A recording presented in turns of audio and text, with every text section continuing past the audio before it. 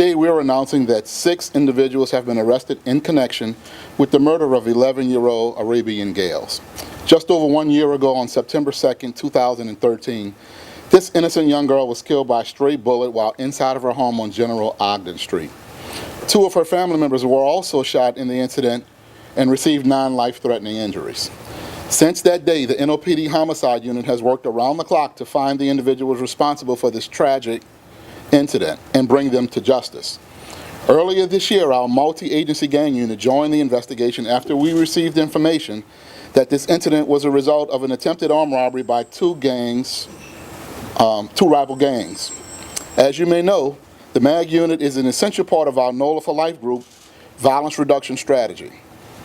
The unit represents a strong partnership that we have on a federal, state, and local levels to focus on additional resources on groups of individuals who continue to commit crimes and acts of violence in our neighborhoods. Standing with me, the MAG unit consists of the New Orleans Police Department, the Orleans Parish Sheriff's Office, the District Attorney's Office, State Police, the ATF, FBI, DEA, and our U.S. Attorney's Office. We combined our resources, and over the course of the investigation, we have been able to identify 6 individuals who we believe are responsible for this incident. 3 of these individuals were arrested and are now off the street. 20-year-old Chris Arana. Arana is charged with 1 count of second-degree murder, 1 count of attempted second-degree murder. Arana has been identified as a member of the Breadwinners M Unit gang. 20-year-old Roderick Taylor. Taylor is charged with accessory after the fact to second-degree murder. 18-year-old Rennell Martin. Martin is charged with accessory after the fact to second-degree murder and has been identified as a member of the Breadwinners M Unit gang. 3 of these individuals are already in prison and were rebooked with these new charges. 20-year-old Terry Green. Green is currently in OPP on drug charges. He will be rebooked with 1 count of second-degree murder and 1 count of attempted second-degree murder. He has been identified as the member of the MMG gang. 18-year-old Jashawn Griffin. Griffin is currently in OPP on gun violations and drug charges. He will be rebooked on 1 count of second-degree murder and 1 count of attempted second-degree murder. Griffin also has been identified as a member of the MMG gang. 19-year-old Jermaine Scott. Scott is currently in the Department of Corrections custody. He will be transferred back to OPP and rebooked with 1 count of second-degree murder and 1 count of attempted second-degree murder. Scott has been identified as the member of the MMG gang. In addition, all 6 of these individuals will be rebooked with 2 counts of conspiracy to commit armed robbery. Every one of these individuals has a criminal history, and many of the charges include carrying of illegal weapons. Our message today is clear. When we say that the rules of the game has changed, we mean it. Federal, state, and local law enforcement are working together as one, and we will continue to be relentless in our pursuit to go after dangerous individuals who are terrorizing the streets of our neighborhoods and committing these violent acts.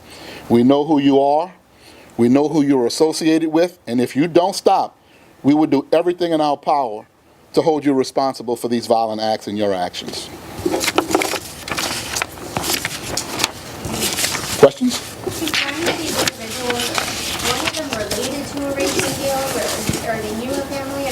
We had heard that in that neighborhood, from residents that live there currently, that once that family moved out, all the violence and the tensions there kind of subsided, that unfortunately she paid the price for some of the wrongdoings that her family was involved in. Whether or not she's related to anybody involved in this, or any of these people related to her, I think we want to stay away from that right now. We think the facts of the case will come out, and all of those things will come out in the criminal proceedings.